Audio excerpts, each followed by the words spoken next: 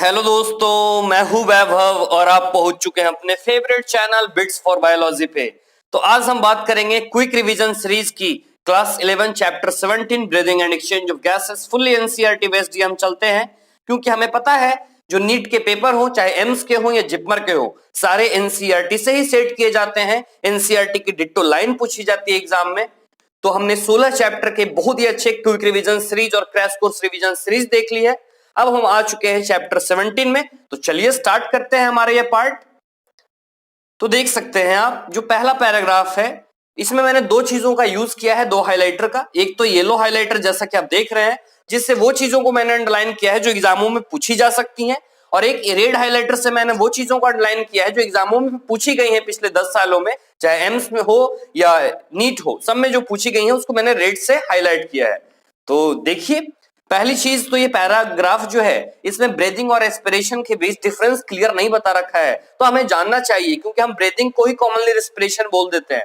दोनों में डिफरेंस देखिए क्या है। ब्रीदिंग एक फिजिकल प्रोसेस है, रेस्पिरेशन एक बायोकेमिकल प्रोसेस है। ब्रीदिंग में कोई एनर्जी रिलीज नहीं होती, लेकिन एटीपी के फॉर्म में रेस्पिरेशन में एनर्जी रिलीज होती है।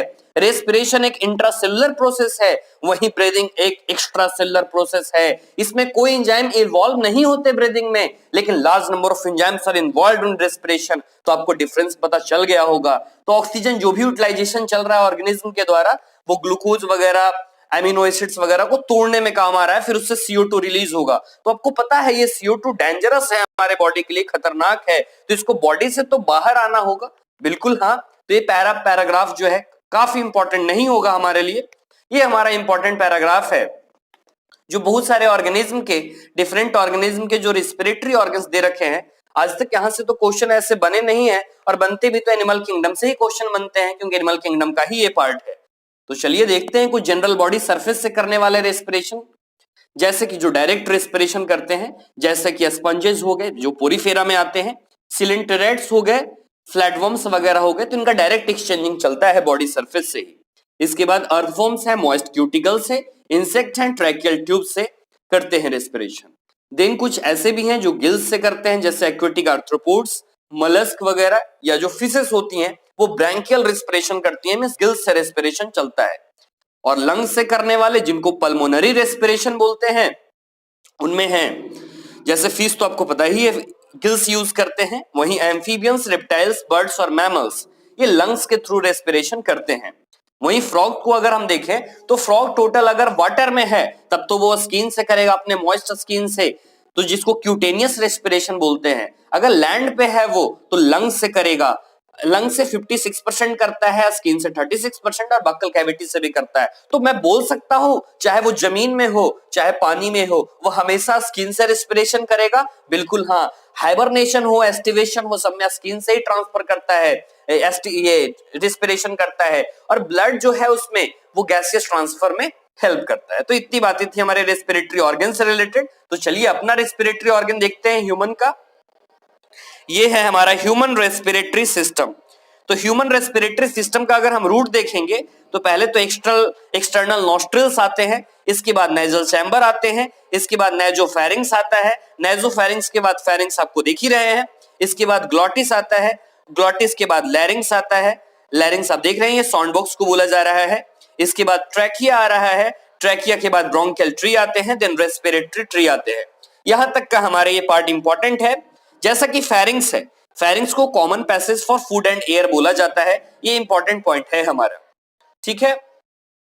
एक चीज और, जैसे हम जब स्वेलिंग कर रहे हैं, जब खाना को निगल रहे होते हैं, तो उस समय हमारा ब्रीदिंग रेट 0 होता है, लेकिन हम जब खा रहे होते हैं तो उस समय नॉर्मल होता है। ये आपको पता होना चाहिए। तो बहुत ही इंपॉर्टेंट ये पॉइंट मैंने बताया, आपको याद रखोगे आप। इसके बाद लैरिंक्स की जिक्र आती है, जो कि वॉइस प्रोड्यूसिंग ऑर्गन है, कार्टिलेजिनियस बॉक्स है, हम पता है हमें, साउंड बॉक्स प्रोडक्शन इसको बोला जाता है। इसके बाद अगर हम खा रहे होते हैं तो उस समय जो ग्लॉटिस है तो उसको कवर किया जाता है एपिग्लॉटिस से। एपिग्लॉटिस आपसे पूछा गया है क्वेश्चन 2-3 बार, मैं क्वेश्चंस भी बताऊंगा आपको। तो कैसा होता है, तो लीफ लाइक का स्ट्रक्चर होता है, कार्टिलेजिनियस फ्लैप लाइक का स्ट्रक्चर होता है, जो कि फूड को प्रिवेंट करता है कि वो लैरिंक्स में ना जाए। इसका क्वेश्चन जो पूछा गया है एम्स 2012 में, कि कोई खाना खा रहा है आदमी, तो उसमें कौन सा स्ट्रक्चर है जो फूड को ग्लॉटिस में जाने से हेल्प करेगा कि वो ना जाए। Cartilaginous flap like structure answer गया था, एपिग्लॉटिस इसको बोला गया है। इसी तरह का क्वेश्चन एक थोड़ा कंसेप्चुअल क्वेश्चन यह प्रीलिम्स 2011 में पूछा गया, जिसमें बोला गया एक डाइनिंग टेबल पे दो फ्रेंड्स साथ में खा रहे हैं, उसमें से एक को अचानक कफिंग स्टार्ट हो गई जब खाना वो खा रहा था, निगल रहा था खाना, तो ये कफिंग क्यों हुई, इम्प्रॉपर मूवमेंट किसका रहा? तो अब बताओ किसका रहा ये इम्प्रॉपर मूवमेंट? एपिग्लॉटिस का, बिल्कुल सही। अब ट्रैकिया के बारे में हम बात करते हैं। ट्रैकिया एक स्ट्रेट ट्यूब है, बिल्कुल। मिड थोरैसिक कैविटी से इसका आगे डिवीजन होगा फिफ्थ थोरैसिक वर्टेब्रा से, जो कि आगे लेफ्ट प्राइमरी ब्रोंकाई में जाकर इसका कन्वर्जन होता है। तो ये चीज हम यहाँ पे देख सकते हैं। इसके बाद सेकेंडरी टर्शियरी ब्रोंकाई ब्रोंक्यूल्स में, और लास्ट में टर्मिनल ब्रोंक्यूल्स में इनका डिवीजन होता है। जैसा कि हम जानते हैं, यहां पर हम डायग्राम में देख भी सकते हैं, जैसा कि ये रिंग बना हुआ है तो रिंग इनकम्प्लीट होती है, ये रिंग सपोर्ट देने का काम कर रहा है। तो ये जो रिंग है डॉर्सली जो होता है, ये डॉर्सली इनकम्प्लीट होते हैं, रिंग सी शेप्ड रिंग है, बिल्कुल ये बात सही है, लेकिन ये इनकम्प्लीट होते हैं, डॉर्सली होते हैं, आपको ये याद रखना है। ये क्यों है? क्योंकि ये कोलैप्स ना करे, इसलिए यहाँ पे कि ट्रैकिया कोलैप्स ना करे, इसलिए ये जरूरी है। इसके बाद जो लंग्स में क्या क्या होते हैं, तो नेटवर्क्स होते हैं, ब्रोंकी के ब्रोंक्यूल्स होते हैं, एल्वेलाई होते हैं, तब जाकर लंग्स बनता है। इसके बाद इसमें डबल लेयर्ड प्लूरा है, प्लूरा के अंदर प्लूरल फ्लूइड भरी हुई है। उसका काम क्या है कि ये फ्रिक्शन को डिक्रीज करने के काम आता है, फ्रिक्शन को रिड्यूस करने के काम आता है लंग सरफेस पे। अब देखिए एक आउटर प्लूरल मेम्ब्रेन है जो थोरैसिक कैविटी से यहाँ पे जुड़ा हुआ है, जैसा कि आप डायग्राम देख सकते हैं। ये डायग्राम आपसे पूछा गया है, तो डायग्राम बहुत ही इंपॉर्टेंट है, नीट 2013 में यहाँ से क्वेश्चंस बने हैं, तो काफी इंपॉर्टेंट है ये पार्ट। तो लेबलिंग आप याद रखेंगे, इसके फंक्शंस भी याद रखेंगे जो दे रखे हैं, तो बिल्कुल डायरेक्ट यही डिट्टो डायग्राम आया है। हाँ, इसके बाद जो इनर प्लूरल मेम्ब्रेन है वो लंग सरफेस से कनेक्टेड होता है, कांटेक्ट में होता है। उसके बाद जो पॉइंट स्टार्ट है ना एक्सटर्नल नॉस्ट्रिल से टर्मिनल ब्रोंक्यूल्स तक का, तो उसको बोलते हैं कंडक्टिंग पार्ट बोलते हैं। दो पार्ट यहाँ होते हैं लंग्स के अंदर, एक होता है कंडक्टिंग पार्ट हमारा जिसको बोलते हैं ब्रोंकियल ट्री, और एक होता है रेस्पिरेटरी ट्री जिसको एक्सचेंजिंग जोन बोलते हैं। तो दोनों अपने आप में काफी इंपॉर्टेंट है। जैसे आपसे पूछा जाएगा कंडक्टिंग पार्ट का काम क्या होता है, तो फिल्ट्रेशन में जनरली हेल्प करते हैं, एयर फिल्ट्रेशन में, कूलिंग और वार्मिंग में इनका हेल्प होता है, कंडक्शन में इनका हेल्प होता है, जैसा कि आप देख सकते हैं यहाँ पर ह्यूमिडिफाइज वगैरह दे रखा है। अब जो एक्सचेंजिंग पार्ट होता है, जो रेस्पिरेटरी ट्री जिसको बोला जाता है, वहां एक्चुअल डिफ्यूजन चल रहा होता है O2 और CO2 का ब्लड और एटमॉस्फेरिक एयर के बीच, जैसा कि एल्वेलाई के पास होता है ऐसा। नेक्स्ट बात आती है, जो लंग्स हैं वो थोरैसिक चैम्बर में सिचुएटेड होते हैं, जो कि एक एयर टाइट चैम्बर है, जरूरी भी है एयर टाइट चैम्बर, क्योंकि ब्रीदिंग के लिए ये इसेंशियल होता है। अब देखिए किस तरह डॉर्सली है, वेंट्रली, लैटरली, क्या है थोरैसिक चैम्बर, कैसे फॉर्म हुआ, तो थोरैसिक चैम्बर जो है डॉर्सली तो वर्टेब्रल कॉलम से पीछे की ओर, वेंट्रली जो आगे की ओर हमारा स्टर्नम होता है आपको पता है, लैटरली बाय रिब्स आपको पता है, और लोअर साइड में डोम शेप्ड डायफ्राम होता है। वेरी वेरी इंपॉर्टेंट, ये मसल्स का टाइप है डायफ्राम, बहुत इंपॉर्टेंट है, डोम शेप का होता है ये। तो एनाटॉमिकल सेटअप जो हमारे लंग्स का है थोरैक्स में वो बहुत ही गजब का है, क्योंकि पल्मोनरी कैविटी भी हम बढ़ा सकते हैं, वो रिफ्लेक्ट डायरेक्ट हो जाता है।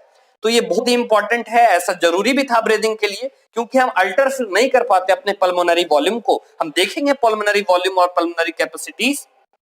अब नेक्स्ट बात आती है रेस्पिरेशन में जो स्टेप्स आ रहे हैं, सॉरी, रेस्पिरेशन में जो फॉलोइंग स्टेप्स हैं वो दे रखे हैं यहाँ पे। जैसा कि पहला जो प्रोसेस है ब्रीदिंग होगा, जिसको पल्मोनरी वेंटिलेशन बोलते हैं, जिसमें कि एटमॉस्फेरिक एयर को हम अंदर लेते हैं और CO2 जो रिच एल्वेलर एयर है वो बाहर चला जाता है।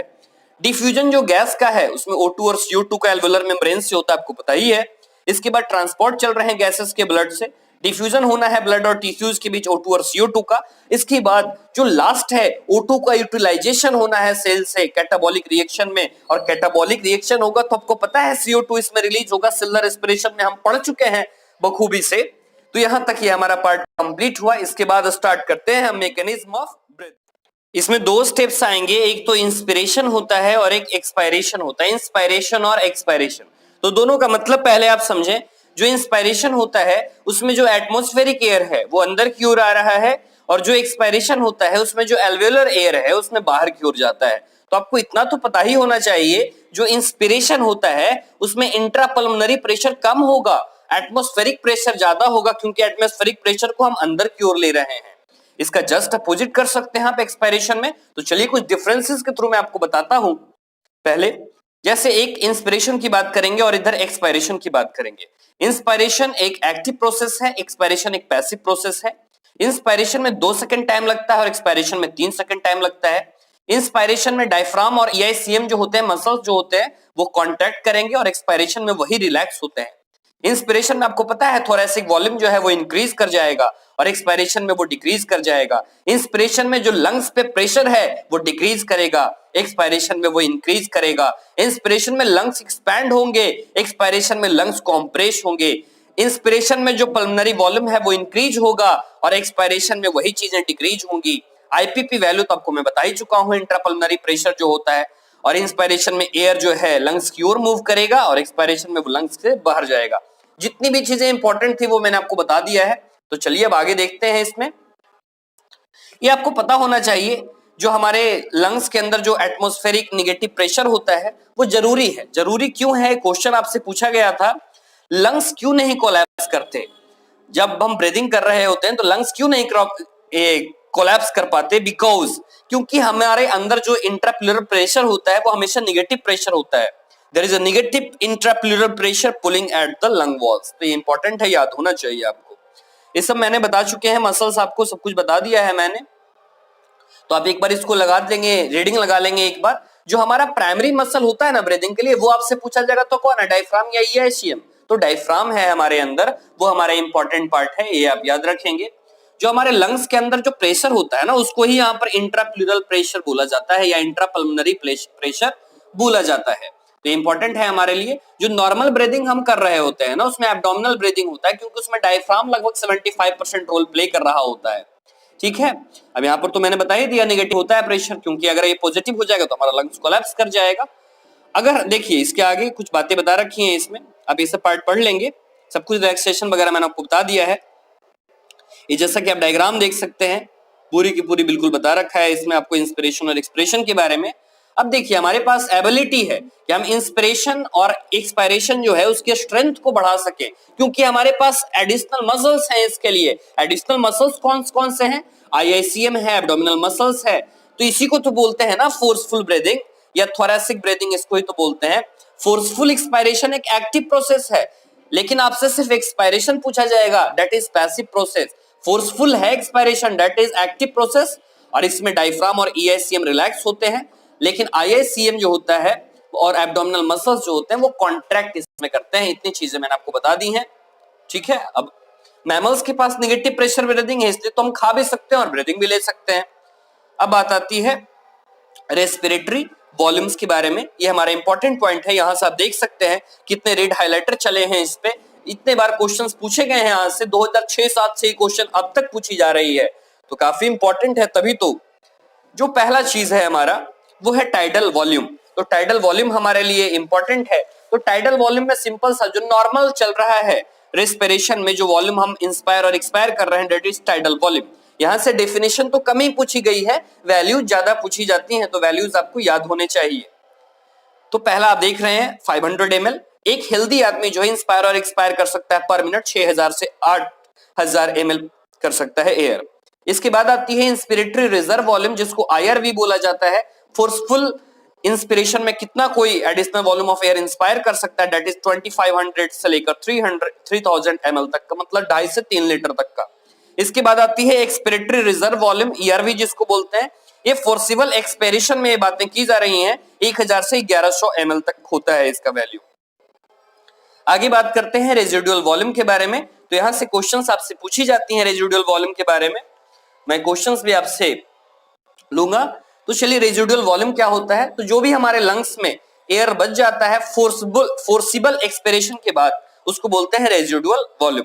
अब एक बात आती है कि लंग्स तो बने हुए हैं एयर फील्ड सैक्स के, जो एल्वेलाई होता है, कोलैप्स नहीं कर रहे हैं फोर्सफुल एक्सपायरेशन के बावजूद। फोर्सफुल एक्सपायरेशन के बावजूद क्यों नहीं कर रहे हैं? क्योंकि हमारे लंग्स के अंदर रेजिडुअल वॉल्यूम हमेशा प्रेजेंट होता है, इसलिए वो नहीं कर पाते। तो यहां आपको समझ में आ चुका होगा कैसे क्वेश्चन पूछे जाते हैं। ये जो मैंने आपसे क्वेश्चन पूछा ना भाई, 2017 में क्वेश्चन आए हुए हैं। इसके बाद पल्मोनरी कैपेसिटीज, अगर हम पल्मोनरी वॉल्यूम्स को ऐड कर दें तो पल्मोनरी कैपेसिटीज खुद ब खुद आ जाती हैं। इंस्पिरेटरी कैपेसिटी है, टोटल वॉल्यूम ऑफ एयर कोई भी पर्सन ले सकता है नॉर्मल एक्सपायरेशन के बाद। तो इसको बोलते हैं इंस्पिरेटरी कैपेसिटी, इसका वैल्यू होता है टीवी प्लस आईआरवी। तो टोटल कैलकुलेट करोगे तो 3500 ml आता है। इसके बाद एक्सपिरेटरी कैपेसिटी है, इसमें टीवी प्लस ईआरवी आप जोड़ दोगे तो टोटल का वैल्यू जो है लगभग 1600 ml आता है। 1100 प्लस 500 आपको याद ही होगा। इसके बाद ये हमारा वाइटल कैपेसिटीज है। तो वाइटल कैपेसिटी के बारे में जो हमारा इंपॉर्टेंट ये पार्ट होता है वाइटल कैपेसिटी, सिंपल सा पार्ट ये है, जो भी मैक्सिमम वॉल्यूम ऑफ एयर है कोई भी फोर्स्ड एक्सपिरेशन के बाद ले रहा है, दैट इज वाइटल कैपेसिटी। इसमें हम टीबी को भी जोड़ते हैं, ईआरवी को भी जोड़ते हैं, आईआरवी को भी जोड़ते हैं। तो ये टोटल वैल्यू जो हमारे पास निकल कर आता है वो 4600 ml होता है। ठीक है, तो ये हम शायद भूल गया बताना में, एफआरसी आपको बता, लगभग 2300 ml इसका वैल्यू आता है। नेक्स्ट है total lung capacity. Total lung capacity तो सबसे सिंपल है, लंग्स में हम टोटल कितना एयर एकोमोडेट कर सकते हैं एक फोर्स इंस्पिरेशन के साथ, तो इसको बोलते हैं total lung capacity. Total value आती है 5800, मतलब 5.8 लीटर इसकी वैल्यू आती है। सबको कैलकुलेट आप कर सकते हैं। यहां से क्वेश्चंस पूछे गए हैं, मैंने आपको सब कुछ बता दिया है, पूरा का पूरा रेस्पिरेटरी वॉल्यूम और कैपेसिटीज। अच्छा, मेजर कैसे करते हैं, तो स्पायरोमीटर से मेजर करते हैं, बिल्कुल। नेक्स्ट है एक्सचेंज ऑफ गैसेस। तो जो गैसेस एक्सचेंज हो रहा होता है उसमें दो साइट होते हैं, एक तो एल्वेलाई होता है जो कि सबसे प्राइमरी साइट है, पूछा गया है यहां से क्वेश्चन, और दूसरा ब्लड और टिश्यूज के बीच होती हैं। दो साइट यहाँ पे होते हैं एक्सचेंज ऑफ गैसेस के। ये कुछ चीजों पे डिपेंड करता है। जो एक्सचेंज ऑफ गैसेस चल रहे हैं हम तो मानते हैं कि सिंपल डिफ्यूजन से बिल्कुल चल रहा है, इसमें कुछ चीजें पे बेस्ड होता है ये। पहला जो प्रेशर ग्रेडियंट है उस पे ये इंपॉर्टेंट है, जो पार्शियल प्रेशर ग्रेडियंट होता है। उसके बाद जो सॉल्युबिलिटी है उस पे ये डिपेंड करता है, और थिकनेस, मेम्ब्रेन का थिकनेस कैसा है डिफ्यूजन मेम्ब्रेन का, उस पे डिपेंड करता है कि डिफ्यूजन का रेट आखिर कैसा होगा। और बात आती है नेक्स्ट पार्शियल प्रेशर की। तो पार्शियल प्रेशर तो एक सिंपल सा चीज है, जो भी मिक्सचर ऑफ गैसेस में जो भी अपना इंडिविजुअल प्रेशर होता है हर एक गैस का, तो उसको बोला जाता है पार्शियल प्रेशर, उसको हम बोलते हैं। ठीक है, तो इसके बाद जैसे हम देख सकते हैं ऑक्सीजन का PO2 और कार्बन डाइऑक्साइड का PCO2, ये कुछ वैल्यूज दे रखे हैं। वैल्यूज से रिलेटेड आपसे क्वेश्चंस भी पूछे गए हैं, तो चलिए ये क्वेश्चंस मैं आपसे पूछता हूं। नीट 2016 में ये क्वेश्चन आया हुआ है इसी चार्ट से related. The partial pressure of oxygen in the alveoli of the lungs is, ये क्वेश्चन आपसे पूछा गया। ऑप्शन में थे आपके less than that in the blood, बिल्कुल नहीं। More than that in the blood, बिल्कुल हाँ। एल्वेओली में आप देख सकते हैं ऑक्सीजन का कितना प्रेशर, पार्शियल प्रेशर है एज कंपेयर टू, चाहे डीऑक्सीनेटेड ब्लड से ले लो चाहे ऑक्सीजनेटेड ब्लड से ले लो, तो हमेशा एल्वेओलाई में ज्यादा ही होगा, more than that in the blood. ये बातें पूछी गई थी आपसे नीट 2016 में। तो ये क्वेश्चंस भी हम देख रहे हैं साथ साथ। ये जो डायग्राम है आपसे नीट में क्वेश्चन पूछा गया था 2013 में, काफी इंपॉर्टेंट है ये। सिंपल सा बता रखा है, एक तरफ से तो इंस्पायरेशन चल रही है, एक तरफ से एक्सपिरेशन चल रही है। ये एल्वेली है पूरा का पूरा पार्ट, वैल्यूज आपको दे रखे हैं। पल्मोनरी आर्टरी है, डीऑक्सीनेटेड ब्लड गया लंग्स में, यहाँ पे गया ऑक्सीजनेटेड होकर पल्मोनरी वेन्स में आए हैं। देन सिस्टमैटिक आर्टरी के थ्रू पूरे बॉडी में ट्रांसफर होगा ऑक्सीजनेटेड ब्लड, सबका वैल्यूज आपसे दे रखा है। तो बॉडी टिश्यूज में भी चल रही है एक्सचेंजिंग, आप देख सकते हैं यहाँ पे। जो हमने बात की थी अभी सॉल्युबिलिटी के बारे में, तो 20 से 25 गुना ज्यादा होता है CO2 का solubility as compare to O2, ऐसा केमिस्ट्री में भी हम पढ़ते हैं। नेक्स्ट, ये डिफ्यूजन मेम्ब्रेन जो है 3 मेजर लेयर्स की ये बनी हुई होती हैं। सबसे पहला जो लेयर होता है स्क्वैमस एपिथेलियम का होता है, ये इंपॉर्टेंट है हमारा। इसके बाद जो एल्वेलर कैपिलरीज होती हैं उसके एंडोथेलियम के, जो सबसे लास्ट होता है दोनों के बीच में बेसमेंट सबस्टांस होती है, जैसा कि आप ये डायग्राम में बिल्कुल देख सकते हैं, बेसमेंट सबस्टांस है हमारे पास। एक डायग्राम भी आपसे पूछा गया है, ये डायग्राम आपसे 2011 में पूछा गया है, बहुत ही इंपॉर्टेंट ये डायग्राम। तो ओवरऑल थिकनेस की अगर हम इसकी बात करें तो वो थिकनेस 1 mm से वो कम होना चाहिए, ये आपको याद होना चाहिए। ठीक है, इसके बाद हम बात करते हैं ट्रांसपोर्ट ऑफ गैसेस की, हमारा सबसे इंपॉर्टेंट टॉपिक, जिसका बेहद बेसब्री से इंतजार हमारा हो रहा था, क्योंकि यहीं से क्वेश्चन सबसे ज्यादा पूछे गए हैं। और डायरेक्ट बहुत हार्ड क्वेश्चन नहीं आते यहाँ से, डायरेक्ट वैल्यू बेस्ड क्वेश्चन आती है यहाँ से। तो चलिए ट्रांसपोर्ट ऑफ गैसेस में O2 और CO2 का एक साथ देख लें। अब ऑक्सीजन का ट्रांसपोर्ट है, आप तो जानते ही हैं कोई भी गैस है तो ब्लड ही ट्रांसफर करेगा। तो जैसे 97% जो ऑक्सीजन है वो आरबीसी ट्रांसफर करता है ऑक्सी हेमोग्लोबिन के फॉर्म में। इसके बाद जो 3% ऑक्सीजन है वो प्लाज्मा में डिसॉल्व्ड फॉर्म में वो चलता है, क्वेश्चन पूछा गया है। इसके बाद CO2 को देखते हैं। CO2 का 3 डेटा हमें याद रखना है। पहला तो 20 से 25% का जो CO2 होता है वो आरबीसी से ट्रांसपोर्ट होता है, बाकी 70% जो होते हैं बाइकार्बोनेट के फॉर्म में होते हैं। ये बल्क ऑफ CO2 जो होता है 70%, बहुत ही ज्यादा हो गया ना। इसके बाद जो 7% CO2 है वो प्लाज्मा के फॉर्म में, प्लाज्मा से होता है डिजॉल्व फॉर्म में वो ट्रांसपोर्ट होता है। अब तो बात करेंगे हम ऑक्सीजन ट्रांसपोर्ट की, ट्रांसपोर्ट ऑफ ऑक्सीजन की। इसमें हम एल्वेओली लेवल पे बात करते हैं और टिश्यू लेवल पे बात करते हैं। तो चलिए देखते हैं। जैसा कि हम जानते हैं हेमोग्लोबिन एक red coloured iron containing pigment है जिसमें आरबीसी मौजूद होते हैं। ऑक्सीजन का बाइंडिंग होता है हेमोग्लोबिन के साथ, इसको ऑक्सी हेमोग्लोबिन हम बोल रहे हैं। इंपॉर्टेंट है ये, ऑक्सीडेशन प्रोसेस नहीं है, ये ऑक्सीजनेशन प्रोसेस है, आपको ये याद होना चाहिए। ठीक है, यहां तक क्लियर है। इसके बाद जो एक हेमोग्लोबिन का मॉलिक्यूल है ना, वो 4 मॉलिक्यूल्स जो है O2 का वो कंटेन करता है, कैरी करता है। इसके बाद जो बाइंडिंग ऑक्सीजन का है वो primary partial pressure of oxygen पे तो डिपेंडेंट है ही, लेकिन उसको इंटरफेयर करने वाले भी बहुत कुछ हैं। जैसे पार्शियल प्रेशर CO2 और इसको इंटरफेयर करते हैं हाइड्रोजन आयन कंसंट्रेशन और टेम्परेचर, कुछ ऐसे फैक्टर हैं। अब जो एक कर्व देख रहे हैं ना आप, ये कर्व कैसा आपको दिखाई दे रहा है?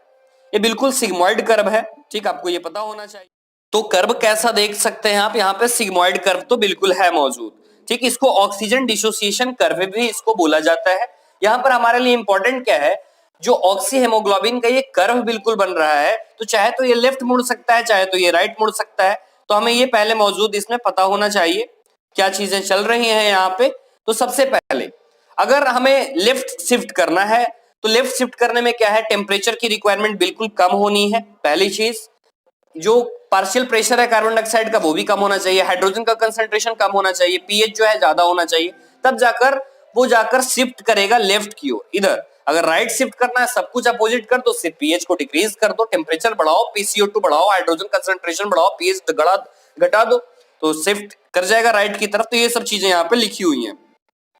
ये हमारा इंपॉर्टेंट है कि एवरी 100 ml जो ऑक्सीजनेटेड ब्लड होता है, लगभग 5 ml O2 को वो टिश्यू की तरफ ट्रांसफर करने का काम करता है। तो ये हम देख रहे थे ट्रांसपोर्ट ऑफ ऑक्सीजन। अब बात आती है ट्रांसपोर्ट ऑफ CO2 के बारे में, ये भी हमारा काफी इंपॉर्टेंट पॉइंट है। तो चलिए देखते हैं।